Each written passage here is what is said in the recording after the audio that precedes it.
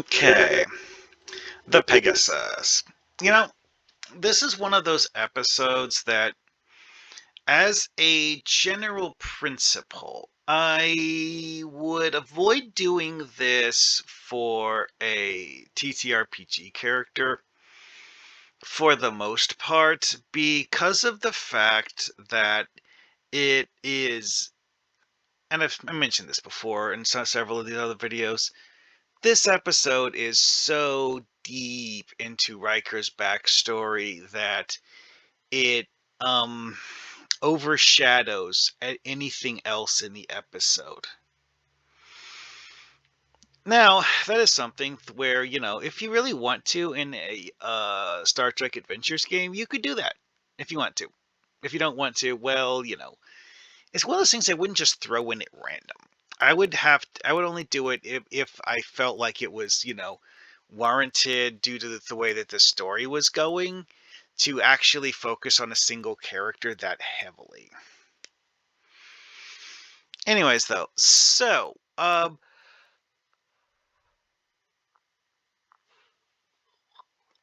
what do we have in this one for the details of the episode? Well, the episode has a rather interesting starting point. The Mekoria Quasar and studying it. Well, that's what they're doing because it's like their routine. It's not really make work, but it's mundane tasks. Whereas, normally the Enterprise, in order to, have something to do, is doing things that are routine and boring, but routine and boring things that lesser ships would find dangerous. And in this case, it's studying a quasar that happens to be in the same system as a protostar. And, we don't really know enough about it.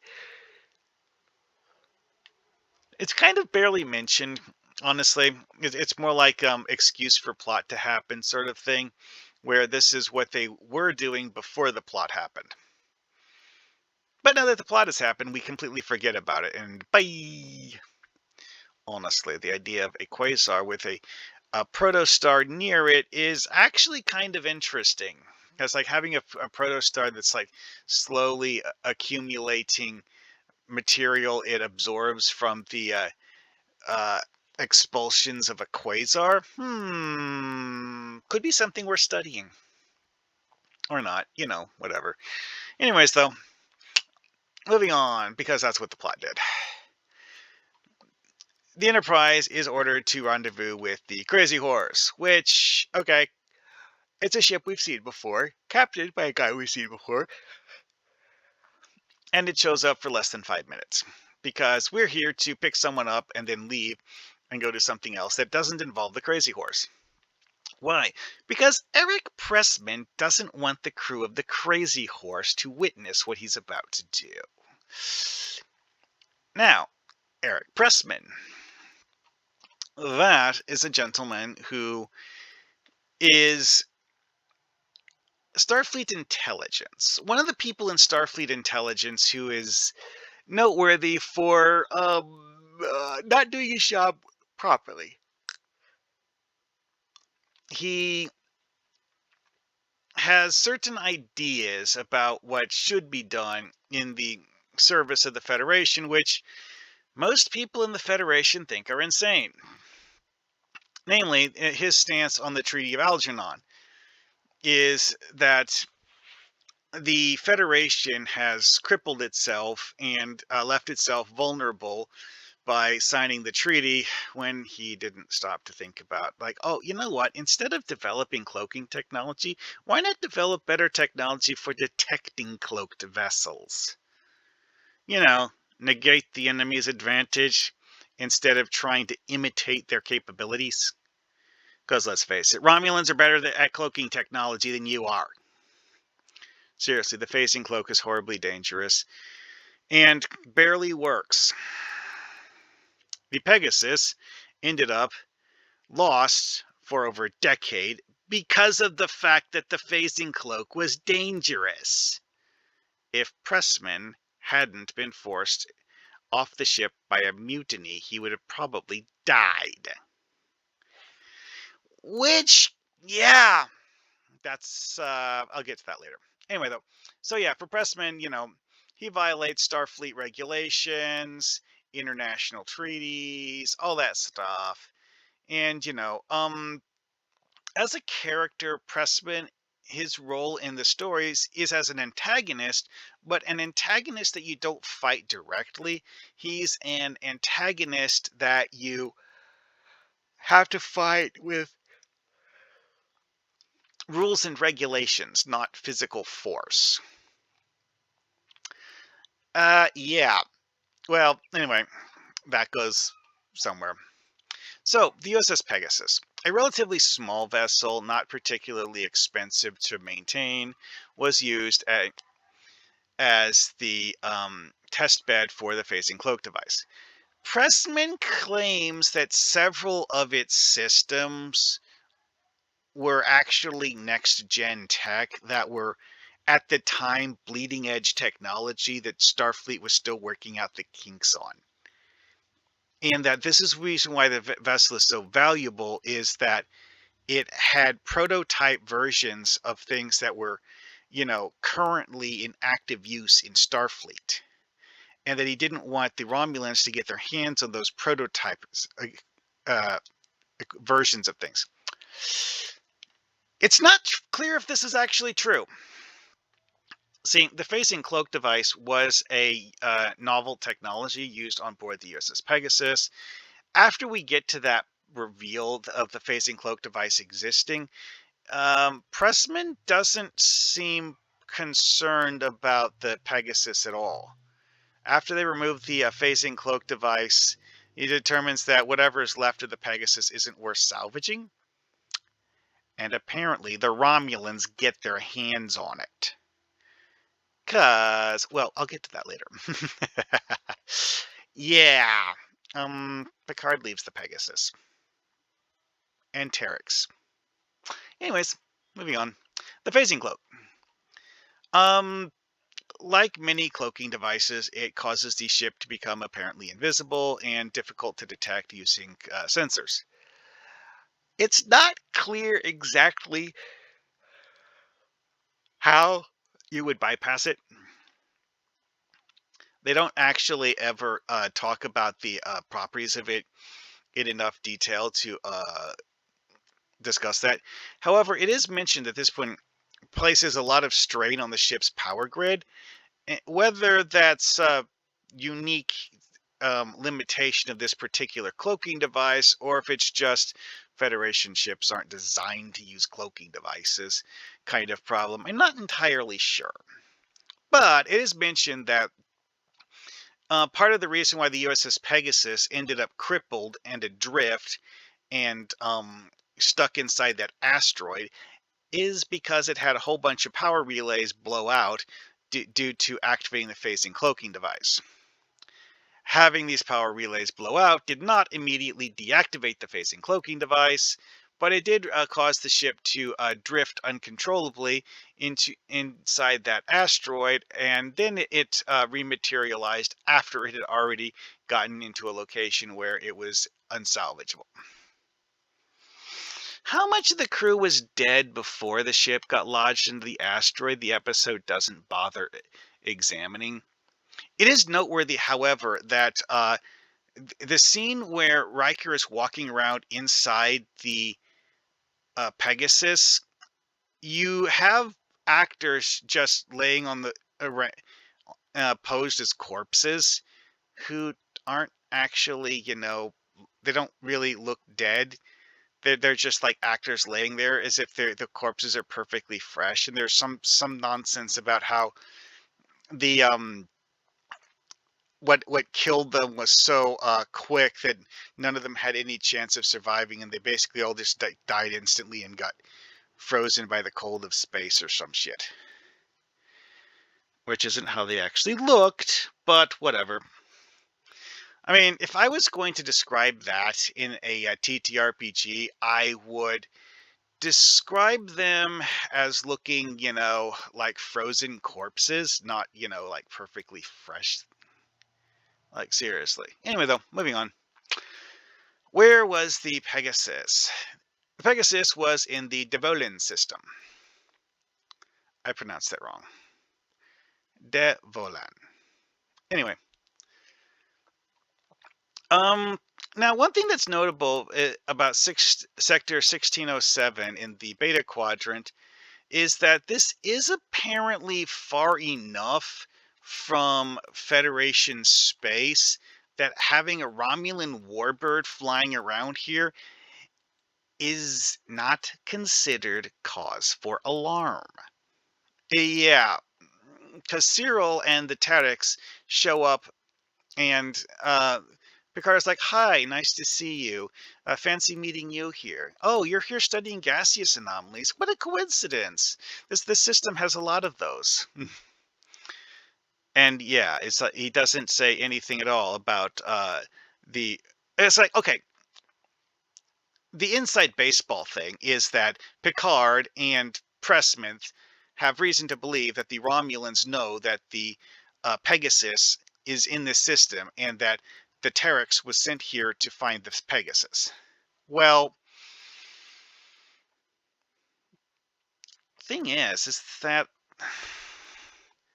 they don't have the authority to tell the Romulans to go away. That's something I find interesting. Because like it makes it seem like this is functionally unclaimed territory. Like no one is willing to. It's possible that this is supposed to be part of the neutral zone, or something like that. Because that's actually one of those things that's always bugged me about this is that Romulan ships would not be considered to be, ordinary and normal if they're on the Federation side of the neutral zone.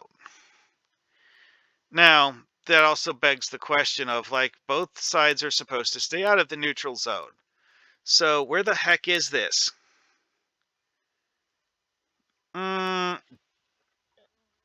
Yeah, looking at this map here doesn't really help because this doesn't show the location of the neutral zone relative to this system.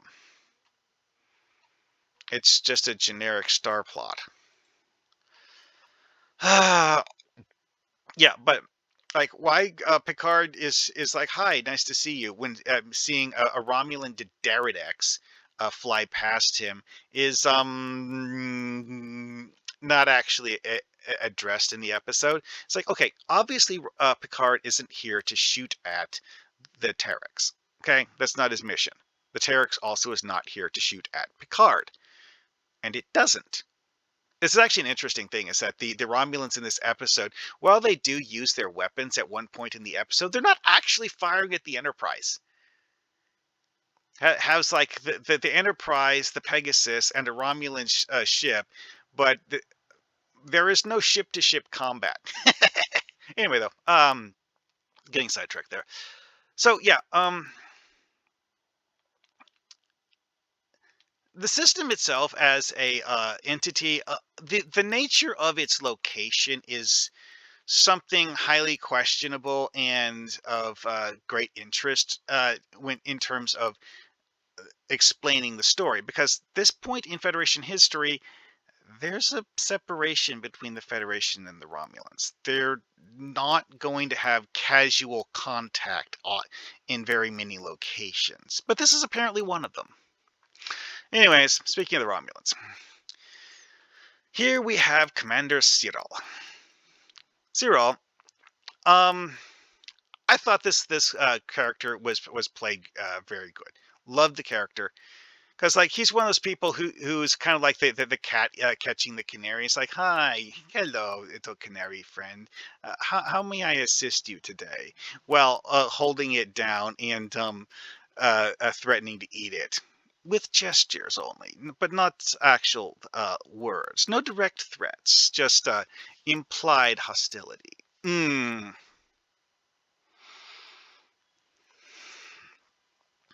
Anyway, though, yeah, he at point in the episode, he actually offers to help the crew of the Enterprise by transporting them all to Romulus. Oh boy, you know that if he had actually done that, then the uh, the Romulans would have showed up, uh, ripped apart that asteroid, and salvaged both the Enterprise and the Pegasus. They probably did that with the Pegasus later on, anyways. We don't actually know what the Pegasus's eventual fate was, but Sirol knew where it was. He knew what asteroid it was inside, and he knew that Picard had acquired the phasing cloak from it. However, this also means that Romulan High Command knows where to find what's left of the Pegasus and has the ability to salvage it.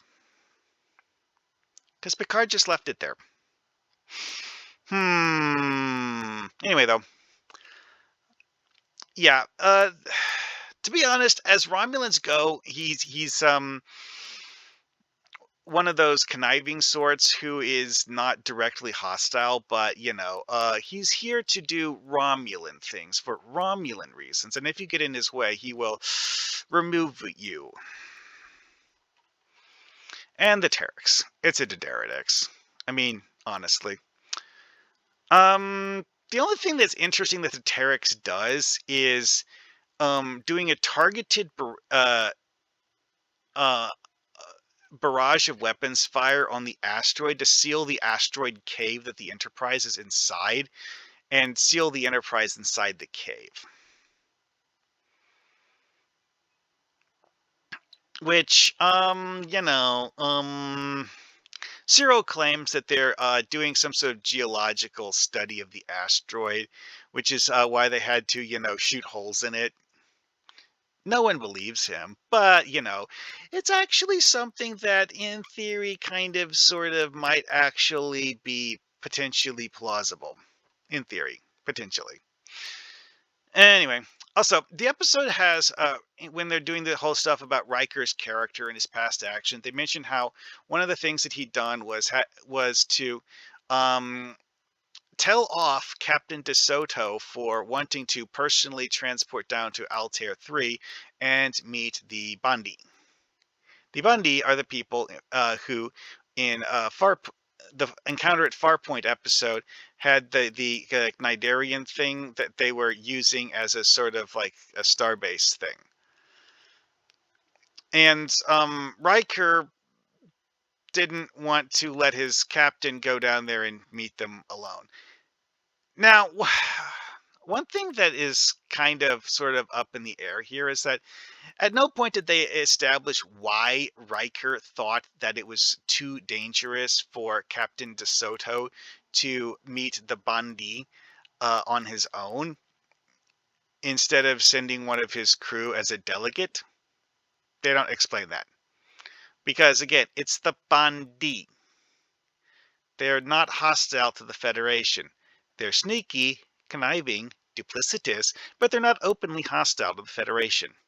Granted, this was 12 years ago or more, but, actually, you know what? Second thought, no.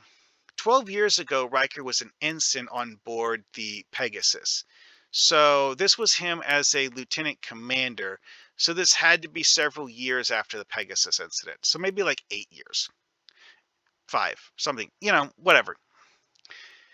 Actually, no, wait, no. They actually mentioned in one of the episodes that Riker has been a commander long enough to have earned a captain's seat prior to the incident in the Pegasus episode where they meet Sirol and find the wreck of the Pegasus.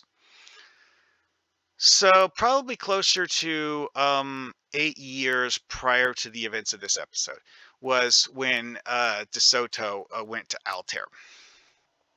And in the first episode of TNG, the Federation didn't actually have a particularly hefty association with the people of Altair. They were trading partners, but it was one of those things. It's kind of like a loose association. They're not a Federation member. They're a neutral party that the Federation has been trading with. Again, Is it just that in at this previous incident, the Federation just didn't know them, and that Riker felt that the uncertainty was unworthy of the risk? I don't know. The episode doesn't tell us. And yeah, all this page really says is that Altair III, see encounter at Farpoint. Anyway, though, so yeah, closing thoughts on this one. The episode mentions several things that are fun plot devices. The entirety of the backstory that they shove into this episode is something I would probably do differently because of the fact that it's really, really, really specific to a Riker. And I don't really like how specific it to Riker the whole thing is, honestly. But it is interesting in that regard. All right. Well, see you guys later.